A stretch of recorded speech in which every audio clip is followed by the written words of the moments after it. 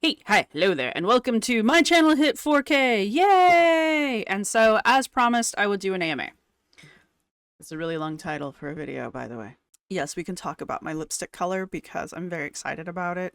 It's, Spicy Sienna from e.l.f. It's their lip stain.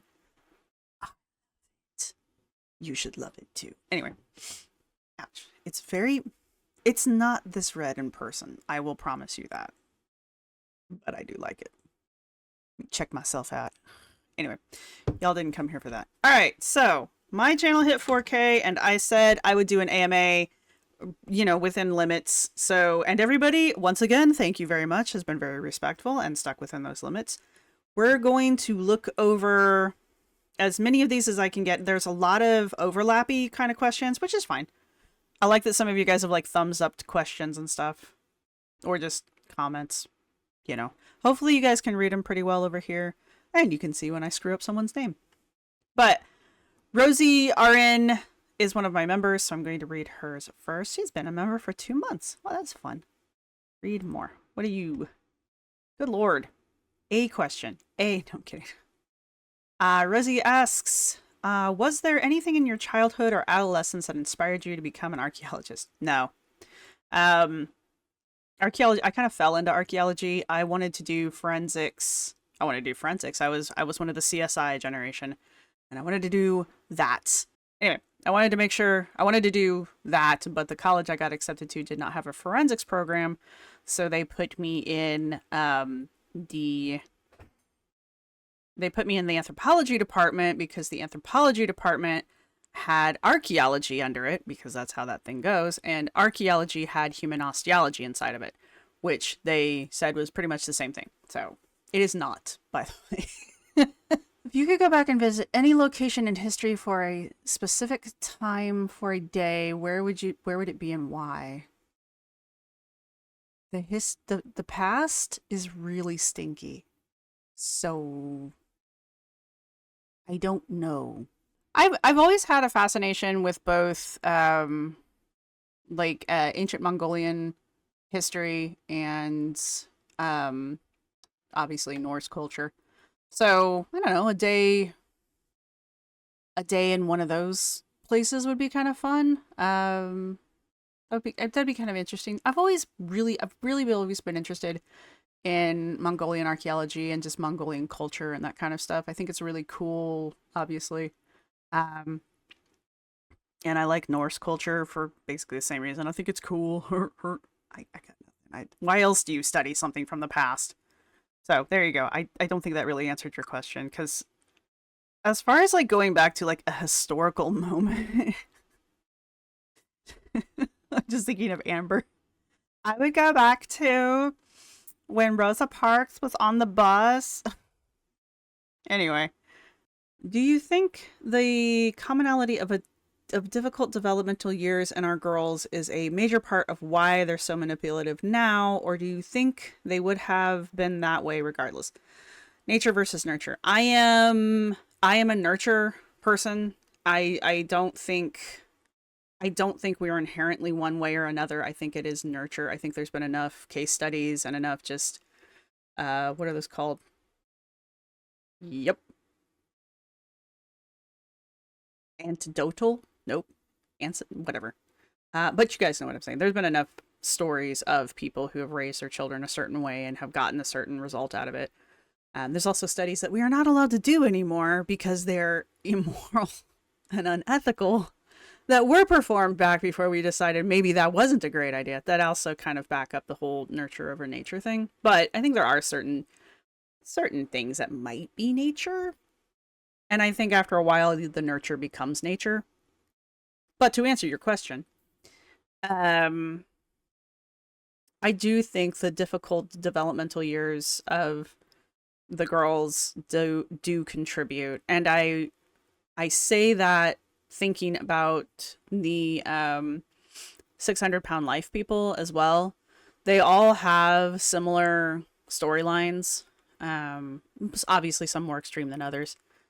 And yeah, I do think that, I mean, I say it pretty frequently. I feel like society failed Amber and I just when she was a child. And the more I'm reading Anna's book, Glitter and Lasers, the more I am convinced that society kind of failed Anna at critical moments as well. What you doing, buddy? Getting in your chair? I don't think you guys can see him. That's my cat Bragnir. He's a boy. He's a boy. Yes, he knows I'm talking about him too, because I'm using the talking to Bragnir voice. He knows his name too, so. But anyway, that's my cat. There you go. Cat in a tiny chair. What was I talking about? Oh, the girls, yeah. So I do think that there are obviously some moments in their lives that are very parallel, I guess. Not identical, but parallel, that have led to the girls that we know and love. I think I wouldn't say lack of father figure, but they all seem to have had some kind of like contention with their father figures. I'm not saying that everyone who ever has trouble with their father figures is going to turn out to be like these three. I'm lumping Foodie Beauty into there too. But they all seem to have issues with women in general. Like, they all seem to have confrontational relationships either with their mothers, their aunts, or their female siblings. Like, that seems to be pretty common with all the girls. And I think that contributes to how they view women and men in society. I think, I know Anna says that the skits that she's been doing with the real tall, skinny guy with well, he's bald. I don't know how else to put it. I think some of them are funny personally. I like I like weird humor. I'm sorry, but I know a lot of people are not finding them funny, and a lot of people are finding them very uncomfortable. And I can also see why they're finding them uncomfortable. So, like, I mean, I get that part as well. That tells you a lot about my sense of humor. There's the second one. I'm just kind of like, wow, you're gonna go there, all right. It was funny though. He's like, "Hey, my wallet, but I need that though." It's just that, but I need that though. I'm sorry, it's funny. Yeah, but I think that Anna's little skits are kind of telling about how she views men. But we didn't need those skits to really get an idea of how Anna viewed men, because she's left us all kinds of little nuggets along the way to tell us she just thinks the worst about guys. But honestly, like, think back to Anna's potential dating life. I mean, I can kind of see why she might think that or feel that way about men, because like, she probably hasn't had a great or successful time dating. I mean, she's almost 40 and she's still single. I'm not trying to be a dick. It's just, usually when you're that age and you're still single, you either made the conscious decision to not pair up, or you just not had a great time dating. Both of which are valid, by the way. Let's see. Can you show us your Lego collection? Oh. Well, shoot. No, because I wasn't thinking about that. Alternatively, if you could build any Lego set, which would it be? Ooh. I have always wanted to build the Death Star. The big Death Star build. The one that they have in the Spider-Man movie. Yeah. I'd also really like to do, they had a Star Destroyer for the longest time. I would love to do that Star Destroyer. And they had, what was another one? I don't know, pick a castle build. I would love to do those. As far as like the new kind of niche-y foo-foo-y sets like Amber puts together, I don't know. I mean, the Batcave, yeah, but I like Batman, and someone told me it was the Michael Keaton Batman, so like, yeah. But I mean, if it wasn't Michael Keaton Batman, I'd probably be like, eh. I'm really liking, is it Lego City? The ones that Alex's Shook has in his background, I really like those. I didn't think I would like them as much as I do, but they've got some really cute ones, like the movie theater, and they've got a private detective office. I think those are both retired, but I would love to build either of those. Those would be great. But I really like the fact that they all snap together and they make like a city street. I would love to do that. Anyway, too much Lego. So let's scroll all the way to the back and do this first come, first serve style. So let's see. Kim Keasley says, Kelsey? I'm sorry, is that Kelsey? I'm sorry. Oh my gosh, that's so exciting. Thank you. My question is, between the three main girls, Amber, Chantel, and Anna, who do you think is the most capable of getting a handle on their health to do better, and who do you think is most likely to do so? Anna. Anna's the only one. Yes? Can I help you?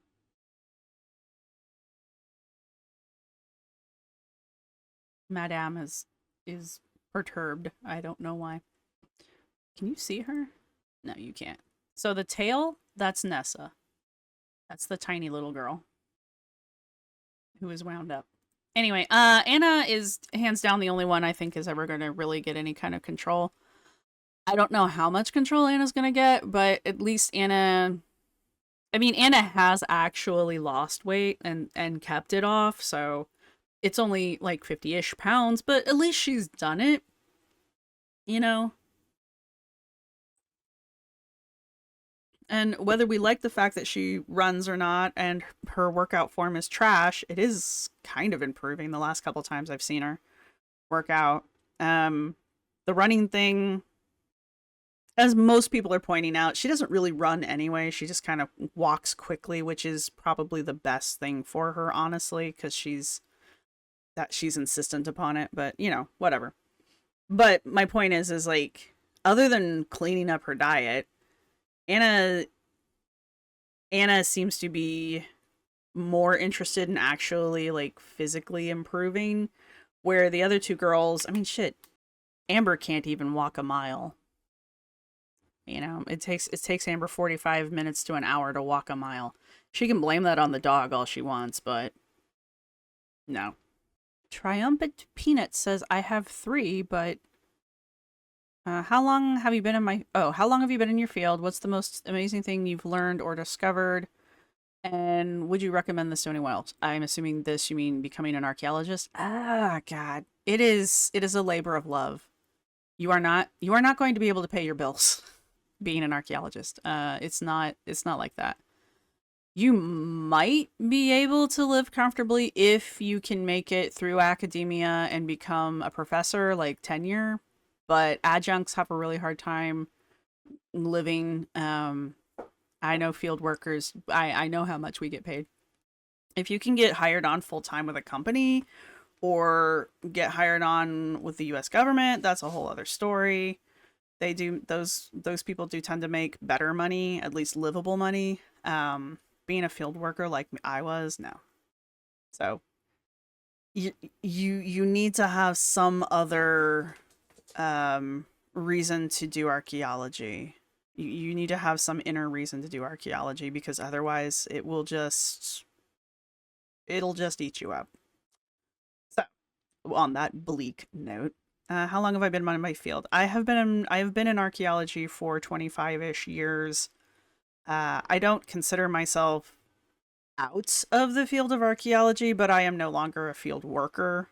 I don't do field archaeology anymore, and I don't work for any kind of institution, so I don't have that going for me. You might find some profiles that say I'm an adjunct professor at Miskatonic University. I'll leave that one there. Um, but that's how long I've been in my field. My first my first actual not school project was in 2003. Yeah, my first archaeological project was in 2003. I graduated in 2007 technically, but I walked in 2005. So yeah, that's a whole story. We're not gonna. I have a really rough time with college. Let me just put it that way. University was not kind to me. It was awful, you guys. Anyway, what's the most amazing thing I've learned or discovered? I don't know, man. I can't really put it down to one thing. Trying to think. I don't know, man. Every time I learn something new, or I get to interview somebody new, or in the field of I mean, in general, but in the field of archaeology, I I always get I always get really excited about it. I like learning about pretty much all things archaeological. I know that's a lame answer, but um I think the thing that I was most excited about most recently was I was learning a lot about early Chinese immigrants and early Chinese Americans in North America, the United States, North America, and in Canada too. So I guess North America. I was having a really good time with that project. I got to talk to some really great um, Chinese and, well, just Asian American archaeologists and some Asian Canadian archaeologists as well. I don't know how Canadian people identify themselves. I'm sorry. So that was really fun and that was really great. Just learning just all the different projects people work on. There's always something cool. Where's the most interesting place you have been that became an unforgettable memory? I have holes in my memory like Swiss cheese. So, let's see. I went to Savannah, Georgia. That was really cool. And I've really been wanting to do that since I read the book, Midnight in the Garden of Good and Evil.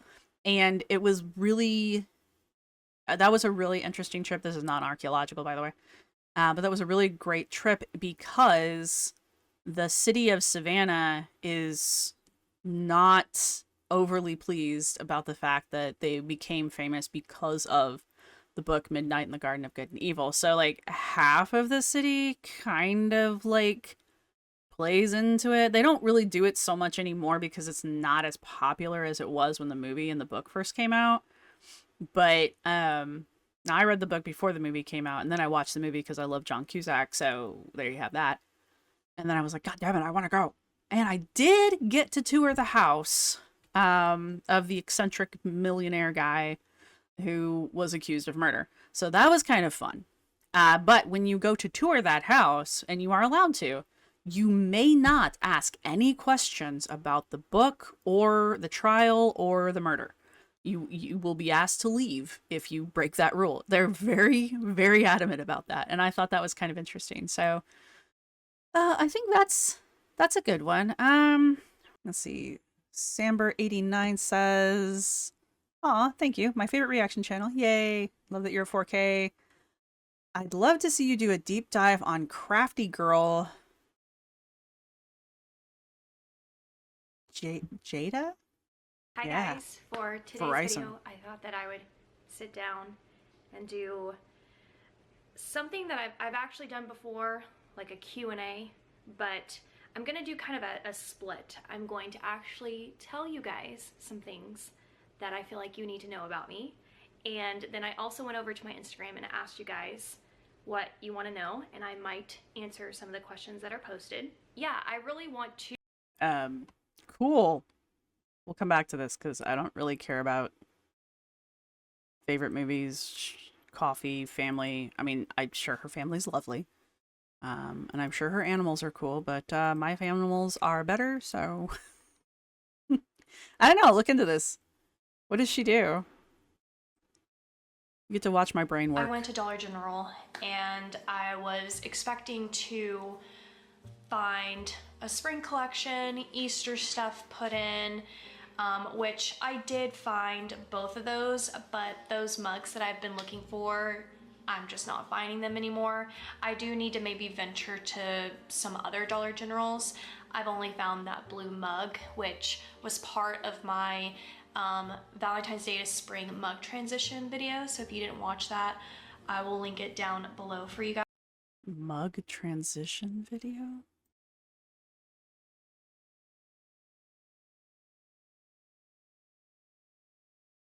What? Okay.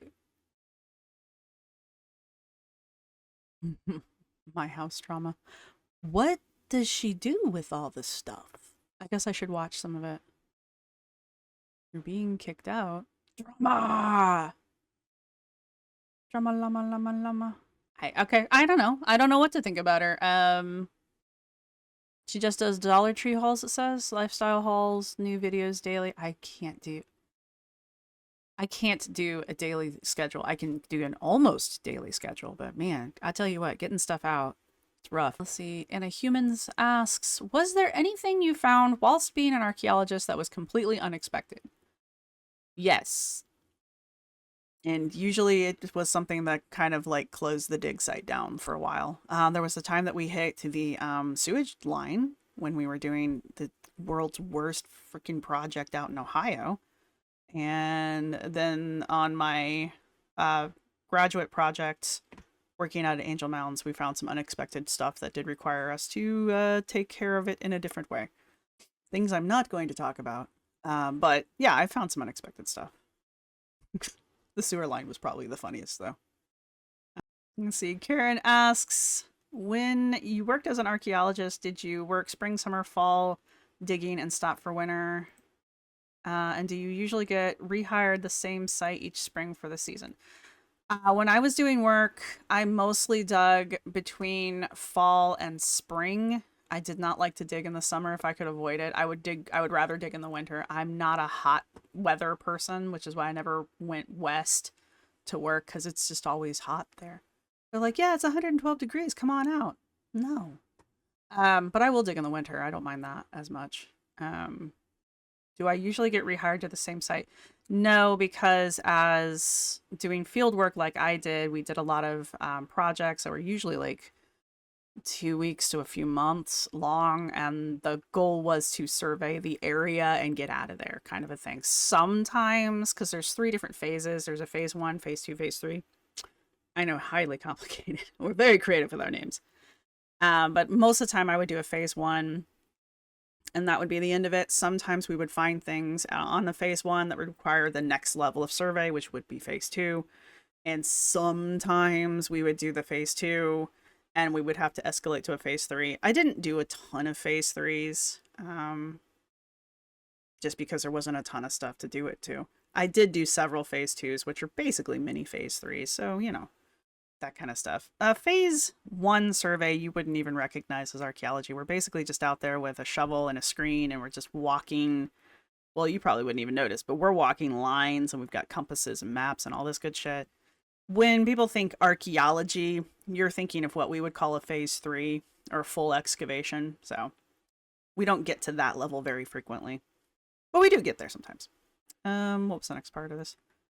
How long can someone keep a site open to excavate? That would really honestly depend on who's running the excavation, who's paying for it. What is it on private land? Is it on public land? I guess my answer is it's really site dependent. There are some excavation sites that are still active today because they're just that big. And there's some that we went in and cleared in like a couple hours. So, is there a time limit to the site? No. Sites take as long as they take, within reason. If you're out there and you're on a 2-week project, you literally have 2 weeks. So, you know, you try to do it as fast as possible. Do you have to pay whoever owns the land to dig on it? That is not a me problem. That is a whoever is getting the project going. Most of the projects I've worked on have been government sponsored. So basically the state or the federal government stepped in and said, hey, we're going to do this. And sucks to be you. So, you know, lots of happy landowners. Lots of happy landowners. Did you ever uncover something small and you kept it rather than being logged in? Absolutely not. Doesn't matter what it is. Doesn't matter if it's arrowhead, pottery piece of chert. Doesn't matter. It's going in the bag, going to the lab. First off, it's illegal. And secondly, there's not, I could be fired, and there's nothing out there that's worth my job. So there you have that. Also, it's just unethical in general. It's just unethical. Like most, I think you'd be hard pressed to find an archaeologist, especially a field archaeologist, who would admit to it. I've never taken anything home. That doesn't mean no one's ever taken anything home. It's just considered bad form. And you get a lot of shit for it. And also maybe not hired. You did not make the question worse. It was a good question, actually. I was looking for that one. Archaeology is fascinating in the right circumstances. It's just not... It's not what people think it is. It's still very fascinating, and I still enjoy it. It's just not something that... It's not what people think. It's not Indiana Jones. Obviously. Totally unrelated to the girls, but what K-pop group soloists are you listening to? I'm really into ATZ. I think I said that right. I love Stray Kids. If I could only ever listen to three groups, I was doing this in the car the other day. Don't ask. It would be ATZ, Stray Kids, and there's a group called Wavy. They're the C-pop band. So I actually really like them. Who else am I? I really like. I think it's On Us or One Us. I don't know. Sometimes I have a hard time with the group names. Yes. No, you may not have my food. You've already had your dinner. Yes, you have. I really like Woods. I will like stop everything to listen to Woods. Who just came out with an album? Where's my phone? Well, since you asked. That's Andrew Huberman. Who's on my gym mix? Oh wait, no, that's what I was looking for. Stop. Stop. I think his name is Taeyong or Taeyong. He just came out with a mini album called Tap, and it's pretty solid actually. It's only got 6 songs on it, but it's pretty solid. Everyone loves you. Stop it. Let's see. Really, I like Kai a lot. I like NCT. I think it's 12/7 or 127. I don't know. I really like Monsta X. Shiny came back. That was exciting. So I was here for Shiny. Let's see. There's a band out of the Philippines called SB19. SB like in boy 19. They're really good. I like August D, which is one of the this is gonna make me sound terrible. One of the BTS kids. I don't know. I don't actually listen to BTS. I know, I'm a terrible person. I like Tomorrow Together. I'm really digging Extraordinary Heroes. They just debuted a while ago. I like In Hyphen. I want to like Ghost 9 more than I do. They're just not, they just don't do the kind of music I like. I'm kind of liking The Boys, and it makes me feel like a dirty old woman. I do like J-Hope. So there's 2 of the BTS kids. I like their stuff when they're not in BTS. Does that make sense? Like, I like their solo stuff better.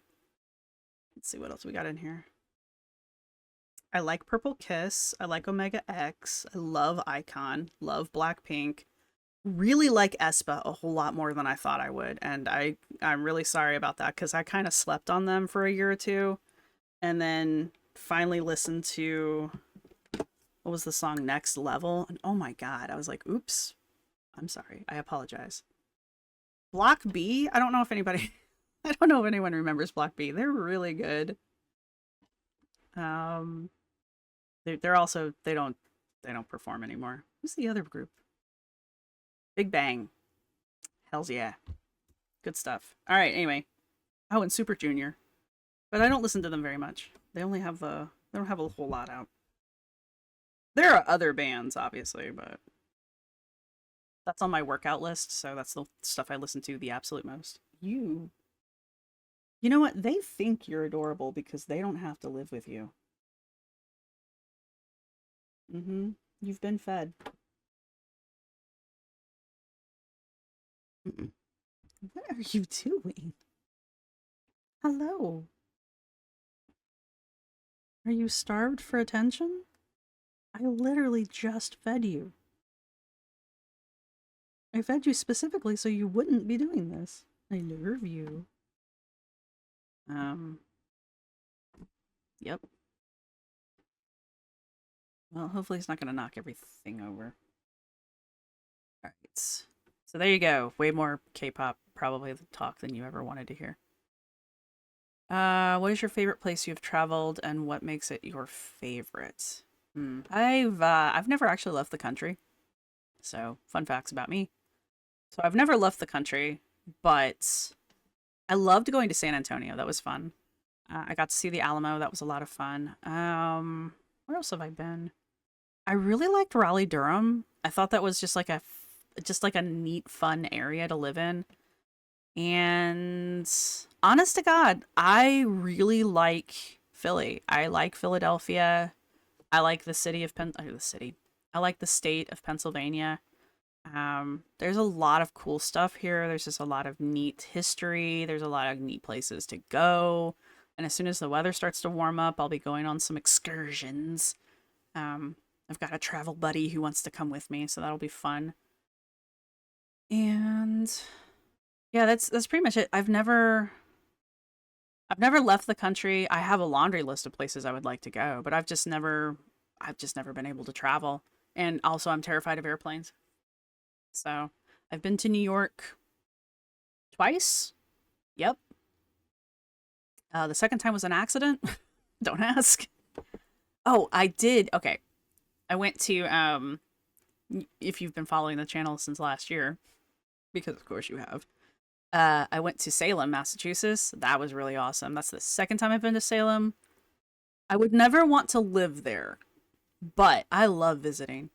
I'd love to go back in like the February or March time of year, like nowish, because they have a big candy festival there that I think would be kind of fun to go to. But I have been there for Halloween now, and I would just like to go to some of the other things that they have there. It's a really cool town to go visit. They treat their tourists well. However, you need to not be a dick while you're there. Just letting you know. What are my thoughts on Göbekli Tepe? Göbekli Tepe is an amazing site. Or about the Sardinians Nuragi? Let me look that one up real fast. Alright, so Göbekli Tepe is a really... I always want to put an L there. The Göbekli Tepe. Göbekli Tepe. I know how to say this, I promise you. Göbekli Tepe is a really cool site, and it really does like demonstrate how amazing we are as a species. Not to talk ourselves up too much, you know, we are destroying the planet as we speak, but until we got to this point, we were able to do all kinds of really cool shit, and it's a really neat site. I've actually talked to a couple archaeologists who basically worked there their entire lives. It's like their careers, so and just the stuff they've discovered there is really neat. It's still pretty up in the air exactly what it is. We know it's not, well, we know it's not an acropolis, and we know it's not like a village. It's not like a city village. So kind of leaves it up in the air. The joke in archaeology is if you don't know what it is, it's always ritual, but we're trying to avoid that in this situation, but it might be. So that kind of a thing. The Sardinian Nuragi, I've not heard about that before. I looked them up. They look really cool. And I don't know, maybe I'll do a dig on an internet dig on those. But I've never talked to anybody who's worked on those projects. So I don't know. If you are suggesting that there's a connection between Göbekli Tepe and the Sardinians thing, to my knowledge, there is not. I feel like that would have been something that had been brought up in conversations because it would have been significant. Currently, Göbekli Tepe only has... It's just the one site. It's huge. It's a lot bigger than people think it is. It's kind of like Stonehenge. It's bigger than people realize it is. I think there was some talk about a secondary site in the same area as Göbekli Tepe, but I'd really have to like double check my sources on that one. But I do feel like there was a second site that was located not far-ish away in the grand scheme of the world. So those are the only two things that I can recall being connected, if at all. Again, I would have to double check my sources on that one. All of this shit I'm doing off the top of my head, so. Let's see. Deputy Slim Chipley says, wondering if anthropology students go through similar stages to what med school students experience, where they become convinced they're dying. Get out of my drink. Convinced they're dying from every illness they study. I'm trying to think. We don't really study illnesses. There's some cool shit when you do human osteology, but I didn't think I was dying of any of that stuff. Because it's like tuberculosis and that kind of thing, and abscesses and all kinds of really interesting things. So, no. But there's a really great book called Interesting Ways to Die, which is all of the really weird crap you can catch as an archaeologist because you're messing around in the dirt. Like, there's this white fungus that grows in the dirt, and if you inhale it, it'll just liquefy your brain. It, you know, why not? And of course Lyme disease, which is not a joke. I mean, I know people like to joke about it, but it's not a joke. Lyme disease is like one of the worst, just one of the worst possible things I can imagine getting. And botfly. I don't know what I would do if I ever got botfly. I would probably just chop my entire arm off. It's not that dramatic, but I'm just like, oh my god. Anyway, speaking of illness, what the hell is it with all the disease-riddled people living the high life on pharma commercials? They want you to use their drugs. So they're going to show you people who are happy after using their drugs. It's just advertising. But yes, I get you. Do I read fiction? Yes. I love horror. I love thrillers. I love smut. I like a good paranormal.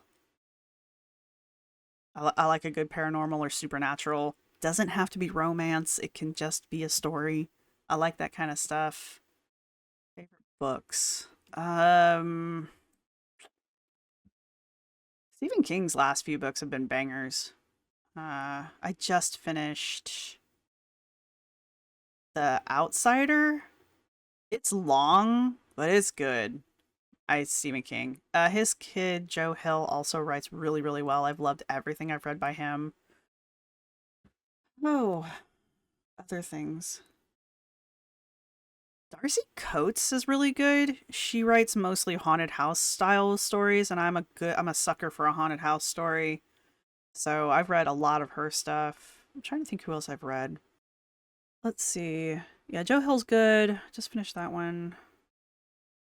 Yeah, we're not gonna go into that one because I haven't finished it yet. Grady Hendrix? I just discovered him. He's been around, but he wrote A Horror Store, and store is spelled S-T-O umlaut R, so you're supposed to pronounce it kind of Swedishly. Oh my god, that is hands down one of my absolute favorite stories right now. Favorite books. It is a horror novel. It's set in a store that isn't IKEA, but is totally IKEA. And that's what got me reading it. Instead of being a haunted house, it was a haunted store. It was a haunted IKEA. And I was like, all right, I'm game. It's good. The ending's a little meh, but the rest of the story is really good. I did just finish a book called Murder on Bamboo Lane by Naomi Hirahara, which is really good. It's a cozy, though, so if you know what a cozy is, there you go. Let's see, The Ghost Bride by Yangzi Cho or Chu. That was really good, but it's like a Filipino ghost story, so you kind of have to like. Oh yeah, 14 by Peter Clines. Good stuff. Jordan L. Hawk. If you like your paranormal with a side of smut, Jordan L. Hawk is really good. I like most of her stuff. That is a woman, by the way. And what's the other book I usually recommend? John dies at the end, and I think the author is John Wang. It is not his real name, but and anything by Warren Ellis. Don't care what it is, just read it. If it has Warren Ellis's name on it, anything by Clive Barker, doesn't matter what it is, just read it. So there you go.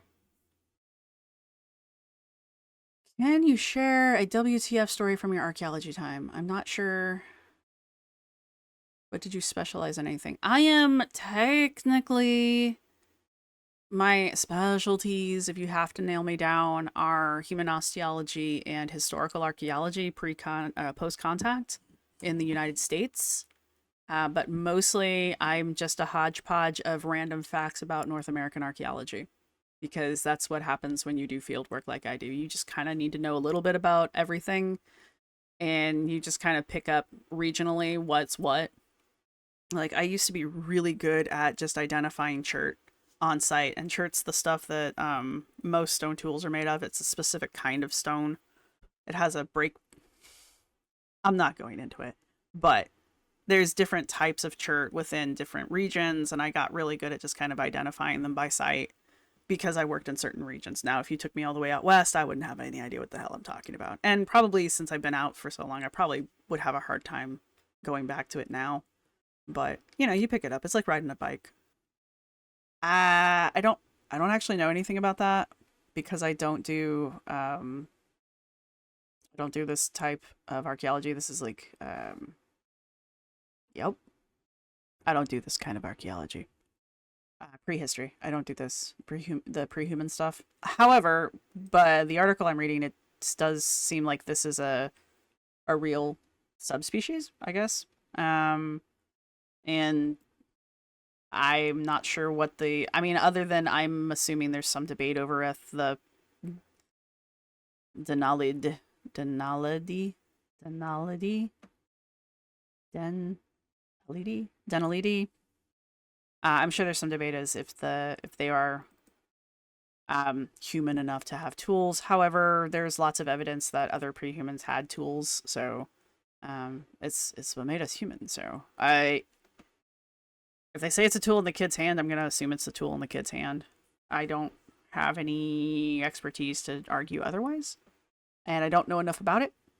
My thoughts on the ancient astronauts theory, however, is that it's absolute bullshit. So have fun with that. It's crap. Big pile of stinky crap. For a bugaloo. When I was a kid scooping the litter box, I always called it my archaeologist starter kit. Good call. I've always wanted to ask a real archaeologist if that's the kind of similar process to real archaeologists do. Yeah, kinda, yeah. I mean, gross, but yes. When we do a unit, we usually take it down by levels, and we sift the levels through screen, and all of the objects that are of interest pop up, and we sort through it, and we keep what we keep, and we toss what we toss, and then we put all the dirt back into the hole. There you go. So yes, it's very much like a litter box, especially when you're digging units with sand, because those are nice. We like sand units. If someone weighed themselves every day, what do you think would be the best way to analyze a trend with the noisy data? Honestly, if you're going to weigh yourself every day, best way to analyze a trend, draw a point. I do the line thing. As far as analysis, you can pretty much just kind of eyeball it. I don't even know if you really need to do any kind of like in-depth analysis unless you're taking like multiple points throughout the day, and then that's a whole other story. I don't know why you would do that other than just genuine curiosity.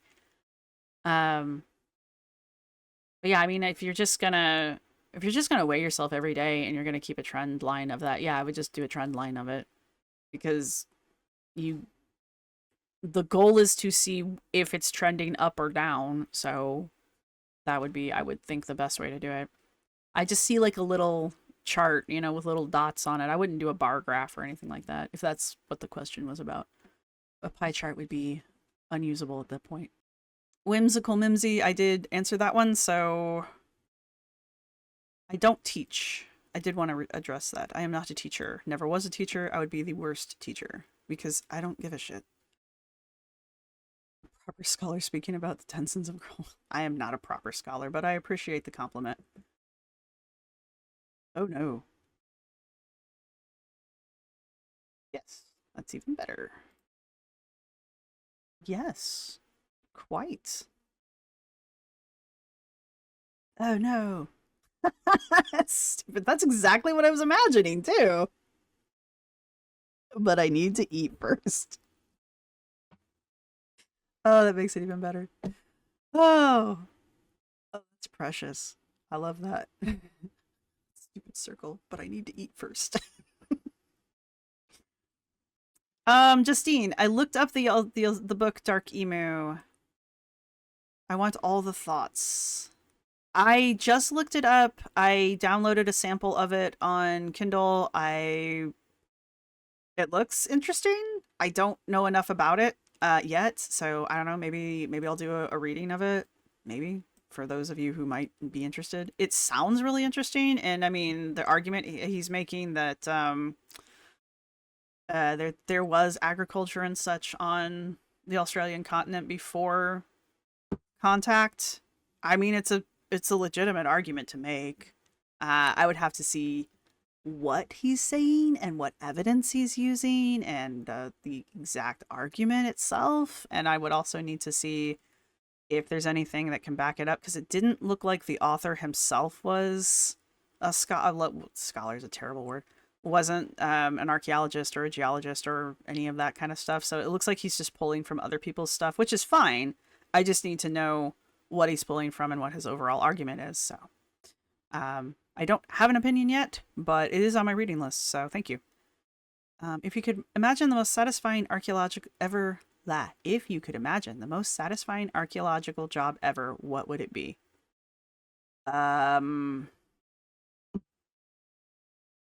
Not field work. I would really like to be in charge of like a large collection. Preferably something in my interests.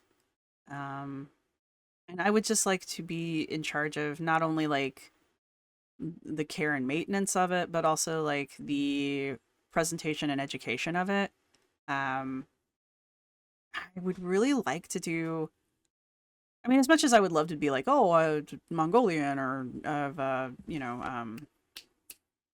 Old Norse or that kind of stuff. I really think like it would be a better use of time to do something like again, um, early Chinese immigrants and Chinese Americans in North America. That would be not only like a satisfying gig, but also especially as far as like the education portion of it. I think that would be a lot of fun just to educate people on like exactly how important early Asian immigrants were to the United States and what a fantastic job we've done as a country of erasing their existence. There I said it. But so I guess that would be it. But I'd want to be in charge. I'd want to be the boss. I want to be the boss lady. But I would totally do the cataloging and the cleaning and the like preservation and that kind of stuff. I would want to get my hands dirty, but I want to be the one who's ultimately in charge because I'm the best. C. Jones asks, have any of the girls tried to reach out to you? I'm pretty sure that there was at least one sock account from Amber early on in my comment sections, but lo and behold, they've vanished. As far as like the other girls, no. And I don't think any of them will contact me directly. I'm not that big. I'm not that big of a deal. I don't think I'm going to get DMs from Amber, I guess is what I'm saying. Also, I'm terrible at checking my DMs, so I need to get better at that. Will I ever get a P.O. box? Maybe? I don't know. Should I? Do you all really want to send me stuff that badly? I just imagine if I open up a P.O. box, I'm going to get somebody to send me a dead rat. This is kind of my biggest fear. Viciously says, I studied art history in college. Good for you. I do like art history. What's the Baroque period? It's when you run out of Monet. That's all I know. I always thought about the correlation between it and anthropology. Yes, there's a giant correlation between anthropology, well, archaeology and art history because some parts of history, all we have are artistic depictions. We don't have pictures. So we have to kind of go off of what people were painting at the time and that kind of stuff. There's a lot of overlap. I'm not going to say like we think that a painting is like the authentic, real, whatever, but oftentimes people will paint pictures of people or places or happenings, and there's details within the painting that kind of help us out as archaeologists with like, what the hell is this artifact? What were they doing with this? Yada, yada, yada. And so sometimes the artworks can kind of clue us in as to what the hell we're looking at, kind of a situation type deal. So yes, there's an overlap there. Also, a lot of artistic pieces they're artifacts. I mean, go to the Philadelphia Art Museum and there's like, I would love to walk you through the Philadelphia Art Museum and explain to you a good portion of the collection because it's basically archaeology. What resources, books, videos, lectures, channels do you recommend to people interested in anthropology, archaeology, theory? Oh.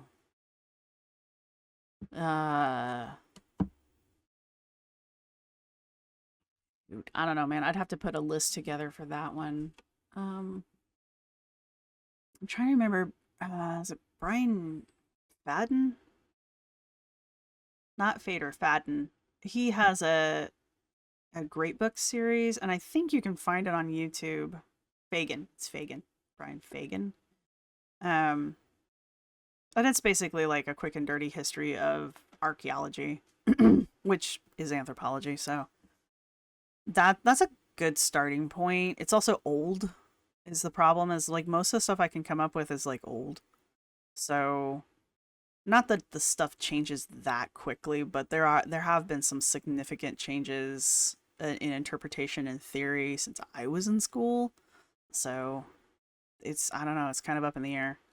As far as like current stuff, honestly, I would go check out places like Coursera, or what's the other one that's like Coursera, where they have like the college level courses that you can just kind of like take. You don't have to pay for them, but you don't get any like you don't get like a gold stamp or anything. You just get to take them and you get to do the readings and the homework assignments and stuff because you're bored. But they do have some good archaeology and anthropology stuff on there. Um, like in particular, a book. I think there's an Idiot's Guide to Archaeology. I mean, the Idiot's Guides are actually pretty good, so I would, if they have one of those, I would start there, honestly. Unless you're gonna go to school, unless you're gonna go to college and do it, and then like they'll give you books. Don't worry, it'll probably be something that your professor wrote. White Claw Lightweight says I recently came across a Reddit post about you. Awesome, cool. You're the only ARLR channel I watch anymore, but would you consider responding to or extrapolating upon your formal education? Okay, look. I don't really know what you guys are expecting here as far as this. I know that I think the one and only Reddit post that I glanced at was like, don't even know where education comes from. I don't understand what the deal is. So, my bachelor's degree is from Indiana University. My master's certificate in data science is from Indiana University, and I have a master's degree on hold from Adams State University. I don't know what that does for you, but have at it. Good times. Sugar Shay says, why don't you cover Alexandra Rodriguez? Because I find her boring. The few videos of hers that I've watched, I don't get. They're very boring to me. I can watch her. She just doesn't. I don't get why people are so bent out of shape about her, I guess is my point. I don't get it. Do I consider I'm gonna guess consider her to be part of Girl World? I have no idea. I know Mama Goob basically does a reaction to every video that Alexandra Rodriguez puts out. I don't know. If that's what she wants to do, that's fine. That's cool and all of that. I mean, I know there's a couple other people that react to Alexandra Rodriguez. I don't get it. I know she has some kind of like controversy over like didn't she get like a stomach she got some kind of stomach surgery done and didn't tell anybody about it and then was like, oh yeah, you guys totally lost weight, but she actually had surgery. I don't have anything wrong with that. It's just I know she was lying about that. And then I know she's recently had like a facelift or something weird like that. So that's all I know about her. I don't have a problem with her doing any of that stuff. I obviously would have a problem with her lying, but doesn't she just do like boring ass shit where she goes to stores and buys crap and then ignores her dog? So, I don't know. Do you notice common traits or rhetoric in Girl World, and what are your thoughts in a nutshell that these women all share these commonalities but aren't necessarily in the same? I think honestly, and maybe Alexandra Rodriguez could be added to this, but I think if you put all of the girls in a room together, they would hate each other. They would all be competing to be the prettiest girl at the ball. They wouldn't let each other have any space. Like, they would be insisting that whatever's going on, they're the important one in the room. So I think the reason for that is because they're all so incredibly similar. Like, they're all the same personality. They're just packaged in different things, in different bodies, basically. I don't know about it, Alexandra Rodriguez. Do I notice common traits? Yes, I do. I notice that they're all, and it could just be YouTube, you know, just the filter of YouTube, but they all seem to be very self-centered. They all seem to always turn stories around. Doesn't matter who the story's about. They all have what is it? Main character syndrome, first person syndrome.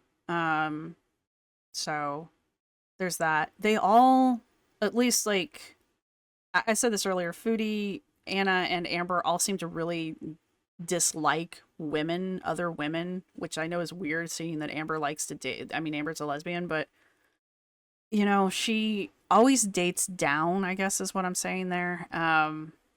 Or at least she thinks she's dating down. She needs to feel like she's superior to her partner. So there's that. Foodie obviously has control issues. Anna clearly has control issues. Amber likes to weaponize her control issues. I'm going to assume Alexandra does as well. Yeah, I mean, there's a lot of similarities between the girls. They just all seem to handle it differently, I guess.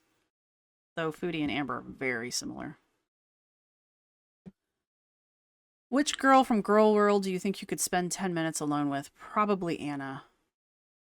I could probably tolerate Anna more than the other girl. I couldn't be in the room with Foodie. Amber, I could put up with. Anna, I could probably almost have a conversation with Anna. Assuming she doesn't constantly try to bring the conversation back around to herself. Random questions from Midori Galart. If you could choose where and what to excavate, what would it be? Again, someplace in Mongolia, that would be kind of fun. Any of the Norse sites, that would be kind of fun. I'd like to do like some early immigrant sites for, again, like Chinese Americans and that kind of stuff, just because I think that would be very interesting. There's a guy who did a dig up in Canada with Japanese loggers from the time when the railroad was being built. So that would be kind of fun. Go to some of the logging camps up there, excavate some of those. That would be kind of neat. Which class in D&D would I play? I always either played the cleric or a straight fighter. I preferred to be the cleric who was, well, good at what I did, just I didn't like to heal people. Or I just like to play like a meat shield. What part of studying working in anthropology felt like a nightmare? All of the field work. Field work is a nightmare. Any spooky stories? Like ghost stories? Like weird kind of supernaturally kind of stuff? Not really. I do like to study paranormal archaeology, so that is kind of fun, but that's more of that's more looking at how other people react to objects and places once they've decided they're haunted. I did used to run around with a ghost hunting group when I lived back in Indiana, and we went to several different locations. I personally never experienced anything. However, I guess I was the group skeptic, so it was fine. That was kind of my purpose in life. But everybody else always had some kind of, they always saw something or felt something or something touched them, that kind of a thing. So we always had a good time.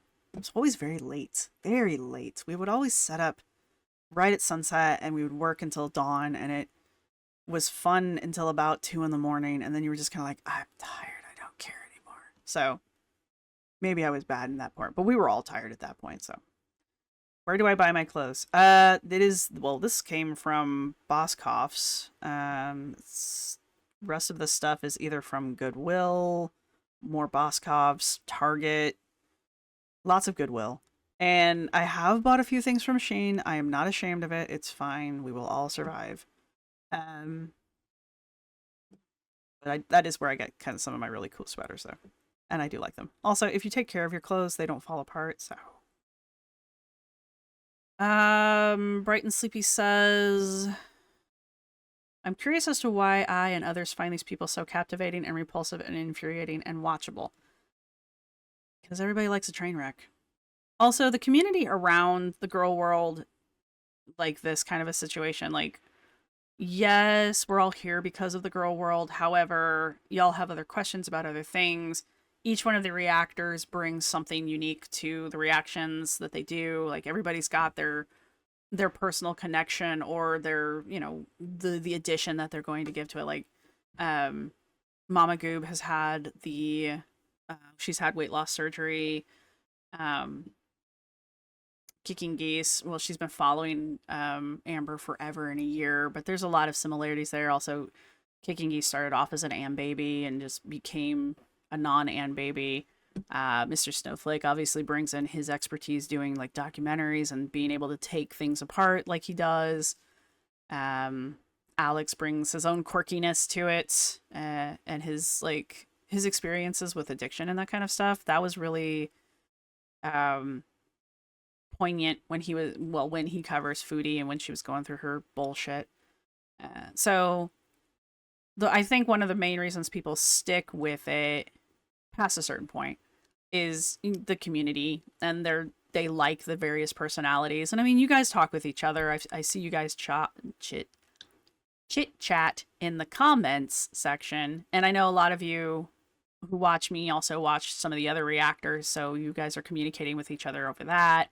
A lot of you participate in the Reddits and the Kiwi farms and that kind of thing, so you have multiple points of contact and communication, and you're all interacting. Like the Discords are very popular right now, that kind of a thing. So I think what keeps people here is A, the train wreck effect, and B, the community. People find and make connections within the community, and they want to further that. Is it the sitcom effect where we watch to check if they can't possibly screw anything else? No, I mean, yeah, maybe, but I think it's more, personally, I think it's more what I said. I think it's just it's an overlap of train wreck effect, and yeah, maybe the sitcom effect, like how bad can they continue to screw up, kind of a thing. Some people do identify somewhat with the different girls in various ways. I did myself. I know Alex had some times where he does it. Kicking Geese sometimes mentions when she can identify with Amber. So it's that kind of a thing. But I think the greater impact, and the thing that actually fascinates me a lot when I'm studying the anthropology of all of this, is really the community that is built around it, the various aspects of it, the various movers and shakers of it. Like, I don't participate on the Twitter end of it, but I probably should, because I know a lot of stuff goes down on Twitter. The Discords, again, are becoming very popular for like information transfer and just in general camaraderie. And again, people start off going there because they're like, oh yeah, Amber or Foodie or whatever. And then they stick around and they talk about music and television shows. And I think the one that I'm on, they have like a whole gaming channel for people who want to game or want to watch other people game or that kind of stuff. So it starts off as it's like a common interest, and from there community blooms. So it just happens to be these women destroying their lives. I hope you guys enjoy these. All right. Yeah, I guess I'll talk to everybody in the next video. I'm gonna go eat dinner. I will see everybody in the next one. Bye! This is my outro music. You can't copyright strike me because it's just me singing. This is my outro music. Thank you for watching. See you next time.